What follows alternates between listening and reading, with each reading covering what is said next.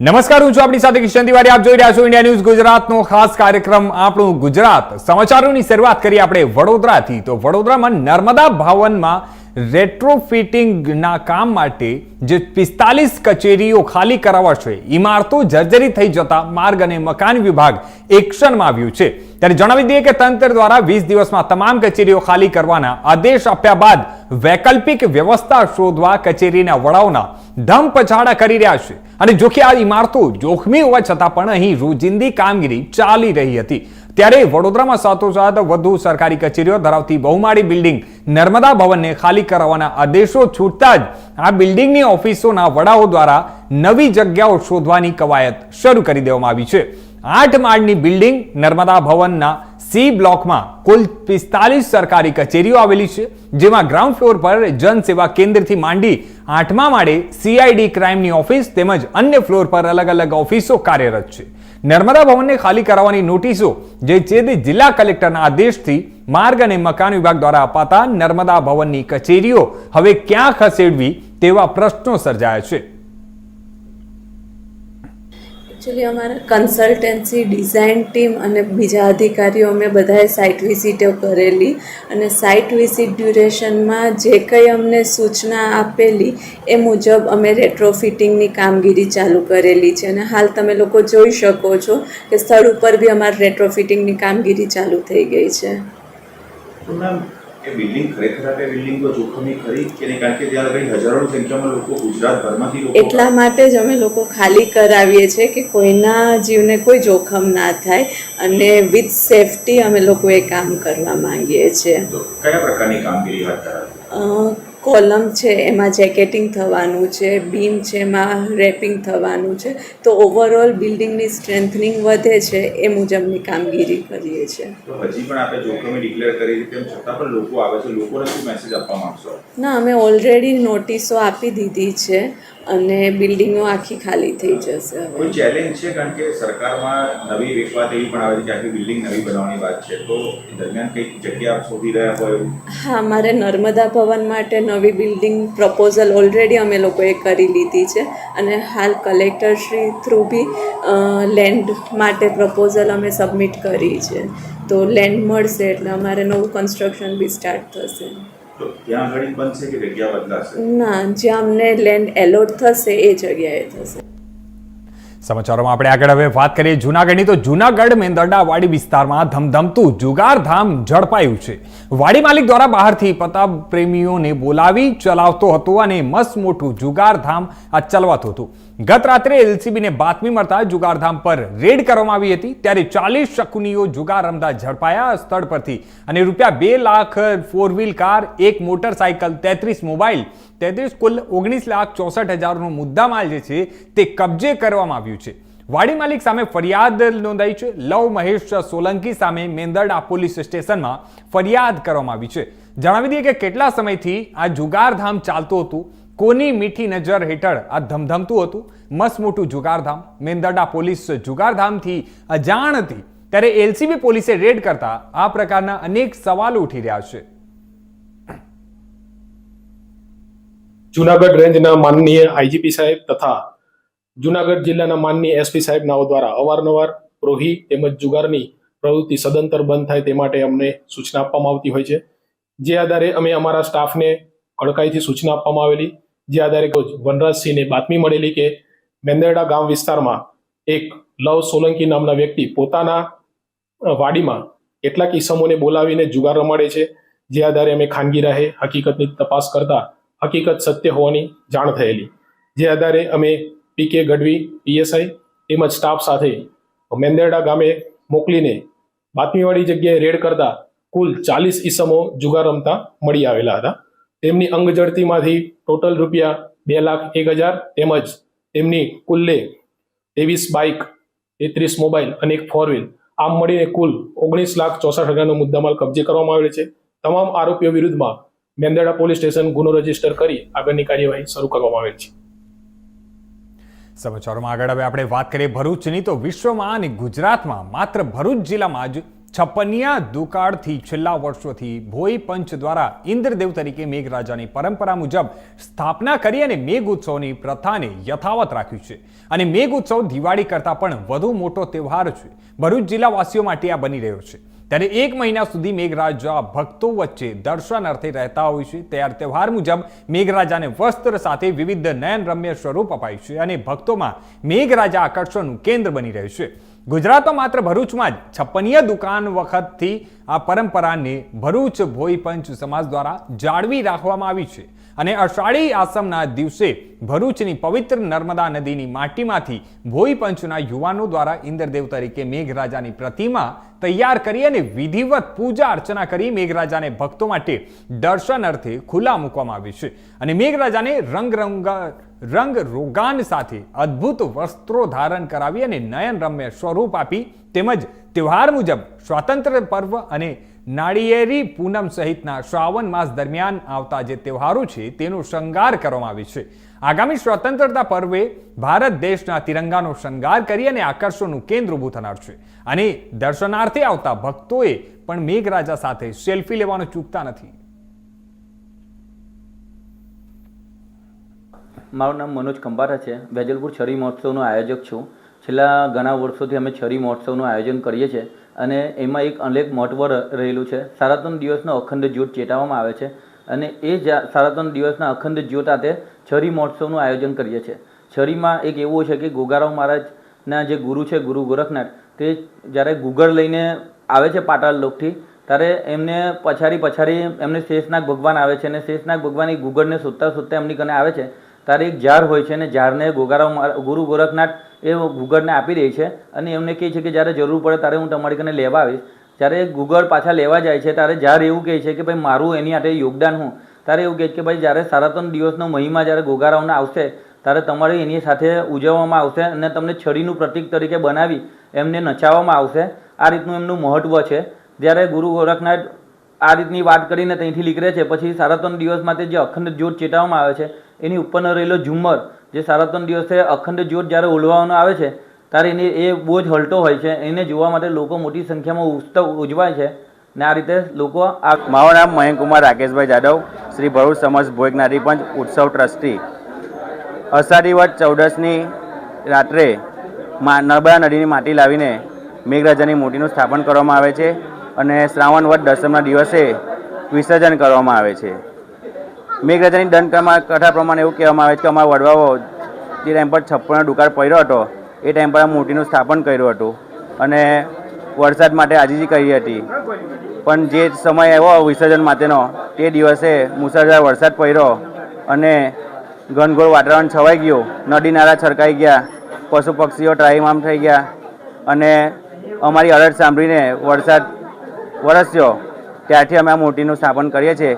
અષાઢી વદ 14ની રાત્રે મૂર્તિ બનાવી શ્રાવણ વદ દસમના દિવસે મૂર્તિનું વિસર્જન કરવામાં આવે છે.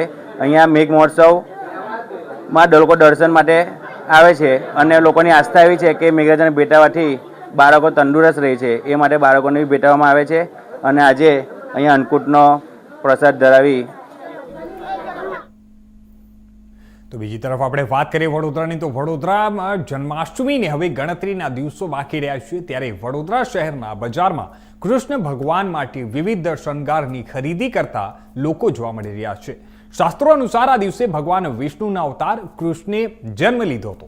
આ દિવસે કૃષ્ણ જન્માષ્ટમીનો તહેવાર દેશભરમાં ખૂબ જ ધામધૂમથી ઉજવવામાં આવે છે અને આ તહેવાર ખાસ કરીને મથુરા અને વૃંદાવનમાં ખૂબ જ ધામધૂમથી ઉજવાય છે. ત્યારે તમને જણાવી દઈએ કે આ વખતે મથુરા વૃંદાવનમાં કૃષ્ણ જન્માષ્ટમીનો તહેવાર 2 દિવસ સુધી મનાવવામાં આવશે. ને ચાલો જાણીએ કે મથુરા વૃંદાવનમાં જન્માષ્ટમીનો તહેવાર ક્યારે ઉજવવામાં આવશે. શાસ્ત્રો અનુસાર કૃષ્ણનો જન્મ 5251 વર્ષ પહેલા થયો હતો. ભાદ્રપદ મહિનાના કૃષ્ણ પક્ષની અષ્ટમી તિથિના રોજ રોહિણા નક્ષત્રની મધરાત્રિએ કંસની જેલમાં મથુરામાં તેમનો જન્મ થયો હતો અને આ કારણે મથુરામાં આ તહેવાર ખૂબ જ ધામધૂમથી ઉજવવામાં આવે છે. આ વર્ષે 16 ઓગસ્ટના ઉજવણી કરવામાં આવનાર છે. ત્યારે વડોદરા શહેરના બજારોમાં ભગવાન કૃષ્ણના વાઘાનો મુકુટ, આંખો, કૃષ્ણ ભગવાનના પારણા બજારોમાં જોવા મળ્યા હતા. અને લાલજીને લાડ લડાવવા માટે કોઈ પણ કચાશ ન રહી જાય તે માટે વિવિધ પ્રકારના આભૂષણો અને શણગારની ખરીદી કરતા લોકો જોવા મળી રહ્યા છે.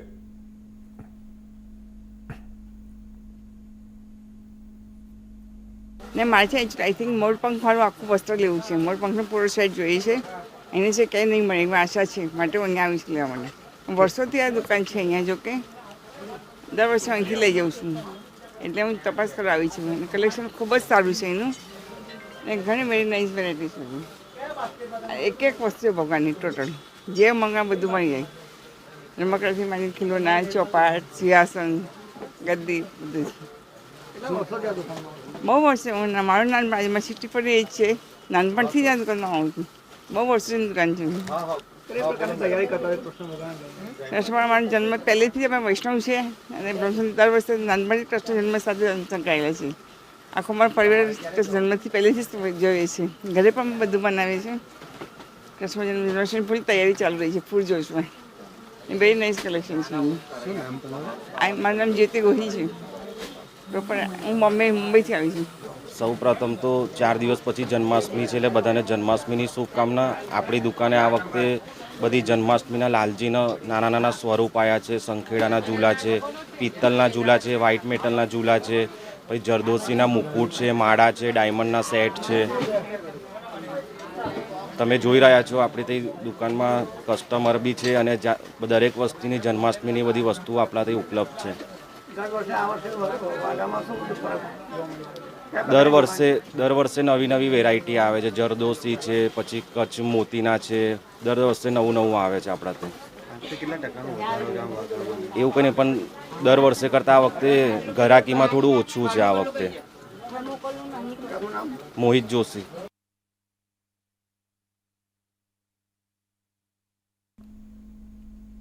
સમાચારોમાં આગળ હવે આપણે વાત કરીએ કેશોદની. તો કેશોદ ખમીદાણા ગામમાં દારૂ પીધેલા પિતા પુત્રે માનસિક અસ્વસ્થ આધેડને માર્યો અને ખીમાભાઈ બજારમાંથી પસાર થતા હતા ત્યારે બહાર શેરીમાં બેઠેલા પિતા પુત્રે હુમલો કર્યો હતો.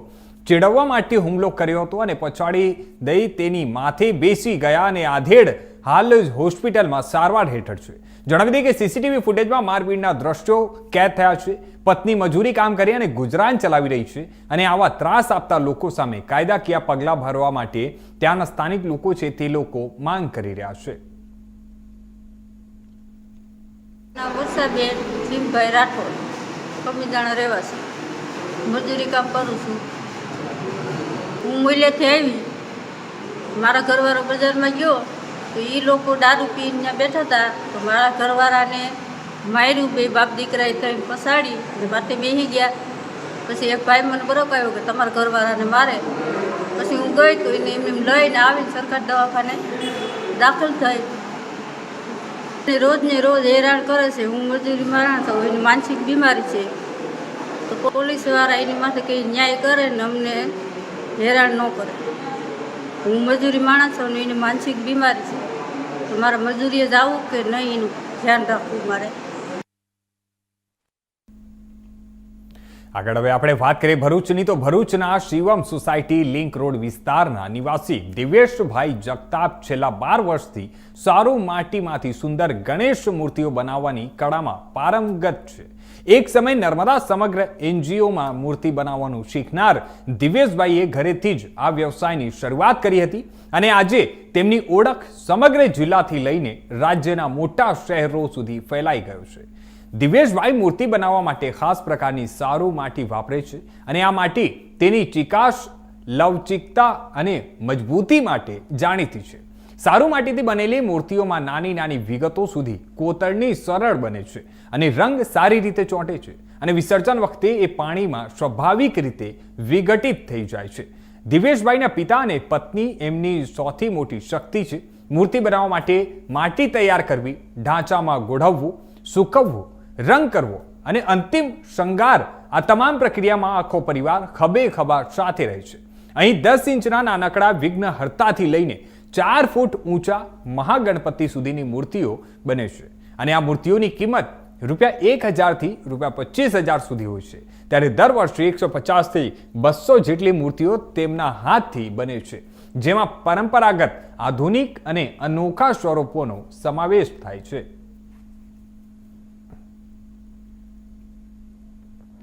મારું નામ દિવ્યેશ રવિન્દ્રભાઈ જગતાપ છે. મારું સરનામું C2 Shivam society link road Bharuch. હું મારા ઘરે જ માં નર્મદા મૂર્તિ આ ચલાવું છું.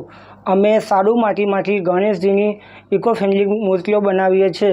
હું આ કામ માં નર્મદા સમગ્રના NGOમાં વર્કશોપ રાખ્યું હતું. તેમાં ટ્રેનિંગ દરમિયાન હું આ કામ શીખ્યો હતો. ત્યારથી 10-12 વર્ષથી હું પ્રેક્ટિસ કરતાં ગણેશજીની સુંદર પ્રતિમાઓ બનાવું છું.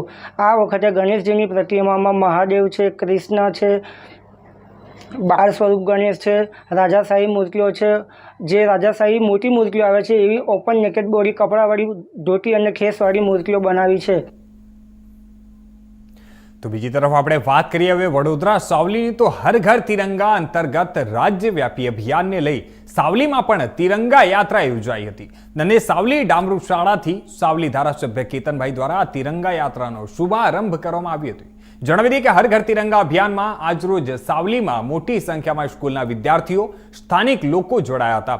અને આ તિરંગા યાત્રામાં સાવલીના સ્થાનિક વહીવટી તંત્રના પણ અધિકારીઓ, મામલતદાર, તાલુકા વિકાસ અધિકારી, સાવલી પોલીસ સ્ટેશનના સ્ટાફ સાથે જોડાયા હતા. અને દરેકના હાથમાં રાષ્ટ્રધ્વજ અને દેશભક્તિના ગીતોથી સાવલી દેશભક્તિના માહોલમાં રંગાયો હતો. આજે સાવલી નગર અને સાવલી તાલુકાની અંદર સાવલી તાલુકા સાવલી નગરના નગરજનો અને તમામ મારા વાળા બાળકો આજે તિરંગા યાત્રાની અંદર જોડાયા હતા. આજે દેશ આઝાદ થઈ જ્યારે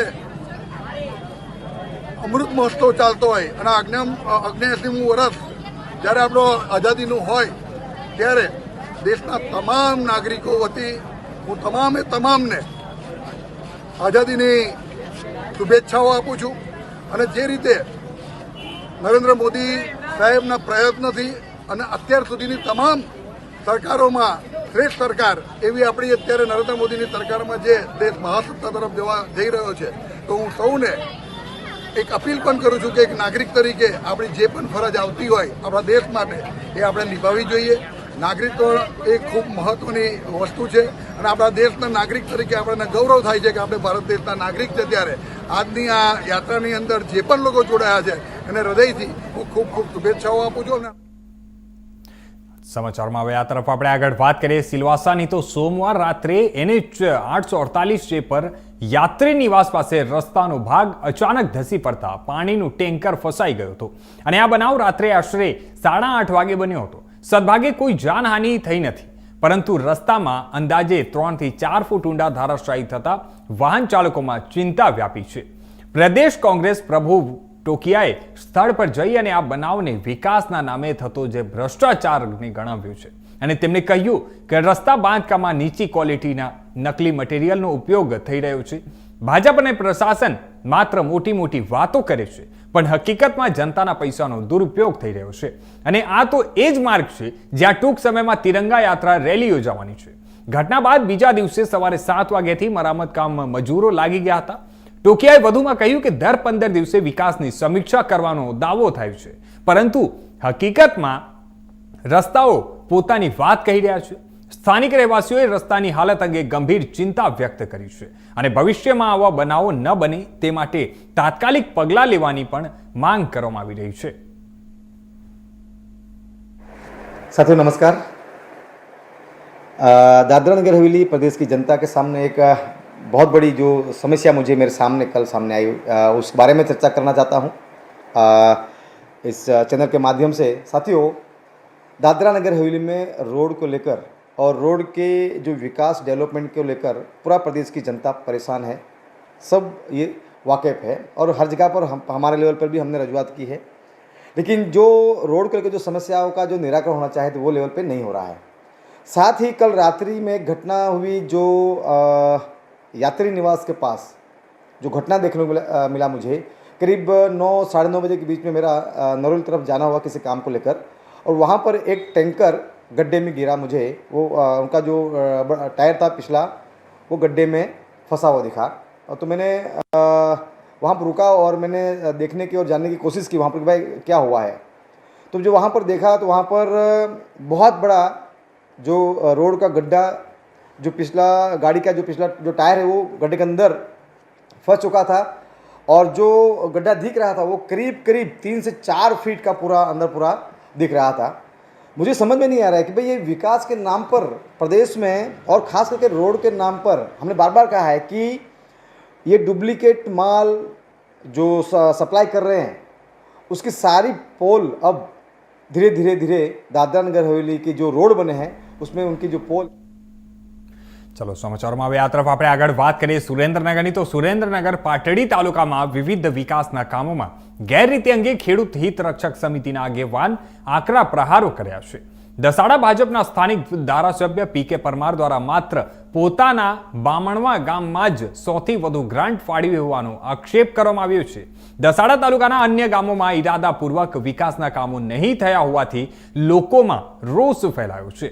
मनरेगा योजना सहित अन्य योजनाओं पण भाजपना धारासभ्यना इशारे गैररीति थई होवानुं पण जणाव्युं छे अने स्थानिक कांग्रेसना आगेवान तेमज खेडूत हित रक्षक समितिना संयोजक विक्रम रबारीए आ गंभीर आक्षेपो कर्या छे। तो हमारा दसाड़ा मत विस्ताરના ધારાસભ્યએ ભારતીય જનતા પાર્ટીનું એક સૂત્રને કદાચ અવરી રીતે સાર્થક કર્યું એવું દેખાય છે કે સૌનો સાથ અને અમારો અને અમારા 5-7 આગેવાનોનો જ વિકાસ આવી એક માહિતી મારી સમક્ષ આવી છે અને આજે હું આપના મીડિયાના માધ્યમથી જણાવું છું કે જુદા જુદા ગામના સરપંચો સાથે મારે ટેલિફોનિક વાત થઈ, ક્યાંક ને ક્યાંક સત્તા પક્ષના આગેવાનો અને અમારા કોંગ્રેસ પક્ષના આગેવાનો સાથે પણ મારે વાત થઈ ત્યારે અમારા તાલુકાના 50%થી પણ વધારે ગામો એવા છે કે જ્યાં આજ દિન સુધી ધારાસભ્યશ્રીની પોતાની સ્વભંડોળની ગ્રાન્ટમાંથી 1 પણ રૂપિયાની ગ્રાન્ટ ફાળવવામાં નથી આવી। એટીવીટી આયોજન, જિલ્લા આયોજનમાંથી, રેતી કંકણમાંથી કે સરકારશ્રીની વિવિધ યોજના અંતર્ગત જે ગામડાઓને વિકાસ અર્થે મળવાપાત્ર ગ્રાન્ટ હોય છે એમાં ક્યાંક ને ક્યાંક ભેદભાવની વૃત્તિ રાખવામાં આવે છે। આ એક લિસ્ટ મને એક કાર્યકર્તાએ વોટ્સઅપમાં મોકલ્યું છે અને એમાંથી આ જુદા જુદા યોજના અંતર્ગતના લિસ્ટોનું હું આંકલન કરું છું ત્યારે એક એવી વાત આવે છે કે એકલા બામણવા ગામમાં 2022-23 હોય એટલે કે 23-24નું વર્ષ હોય, 24-25નું વર્ષ હોય કે 25-26નું વર્ષ હોય એમાં લાખો રૂપિયાની ગ્રાન્ટ એકલા બામણવા ગામ। આગળ હવે આપણે વાત કરીએ અમરેલીની તો વડિયા શહેરમાં ખેડૂતોને સરદાર ખાતર વર્ષોથી પૂરું પાડે છે ત્યારે વડિયા સરદાર ખાતર ડેપો 30/8/2025ના રોજ બંધ થવાની શક્યતાથી ખેડૂતો મુશ્કેલીમાં મુકાયા છે। વડિયાને ગ્રામ્ય વિસ્તારમાં ખેડૂતોએ મામલતદારને આવેદનપત્ર આપી અને રજૂઆત કરી છે। વડિયા તેમજ આજુબાજુના જે ખેડૂતો છે તે લોકોને જે હાલાકી પડવાની છે તેને લઈને એ લોકોએ રજૂઆત કરી છે। સરદાર ખાતર પૂરું પાડતા જે ડેપો છે તે બંધ ન થાય તેના માટે રજૂઆત કરી છે। સરદાર ખાતર ડેપો બંધ થશે તો વાડવી તાલુકાના 42 ગામના ખેડૂતોને ખાતર મેળવવું મુશ્કેલી બનશે। સરદાર ડેપો બંધ ન થાય માટે ભારતીય કિસાન સંઘ દ્વારા ખેડૂતો સાથે આવેદનપત્ર આપ્યું અને હાલ ખેડૂતોને ખાતરની જરૂરિયાત છે ત્યારે સરદાર ડેપો દ્વારા ખાતર આપવાનું બંધ કરી દેવામાં આવ્યું હોવાનું પણ જાણવા મળ્યું છે। ભારતીય કિસાન સંઘ પ્રમુખ વડિયા કોકા તાલુકાનો વિનુભાઈ રાદડિયા। આજ અમારો મુદ્દો એ છે કે જે આજે સરદાર ડેપો જે ખાતર આજે ખેડૂતોને મળતું નથી એક બાજુ અને એક બાજુ સરદાર ડેપો બંધ કરવામાં આવે છે એને માટે અમે આજે મામલતદારને આવેદનપત્ર આપવા આવ્યા છે। સરકારશ્રીને વિનંતી કરીએ છીએ એક બાજુ તમે એમ કહો છો કે એ આજે 10 ટનનું ગોડાઉન છે એની અંદર સમજી લો તો જૂજ માલ છે તો એના માટે સરકાર એમ કહે કે ભાઈ અમને આમાં વળતર નથી મળતું એટલે બંધ કરવામાં આવે છે। તો તમને વળતર નથી મળતું એનું કારણ બે કે તમે એમાં માલ નાખો તો તમને વળતર મળે ને, તમારે માલ નાખવો નથી, કોઈ જાતનો નથી, ડીએપી યુરિયા એનપીકે કોઈ વસ્તુ નથી મળતી તો એના માટે સમજી લો નફો ક્યાંથી થવાનો છે અથવા તમારો ટાર્ગેટ ક્યાં પૂરો થવાનો છે। તો એના માટે તમે પહેલા માલ પૂરો પાડો અને પછી તમે એમ કહો કે નથી બરોબર અમને ટાર્ગેટ મળતો પછી ડેપા બંધ કરો। પણ તો આ હતા અત્યાર સુધીના મુખ્ય સમાચારો। વધુ સમાચારો માટે જોતા રહેજો ઇન્ડિયા ન્યૂઝ ગુજરાત।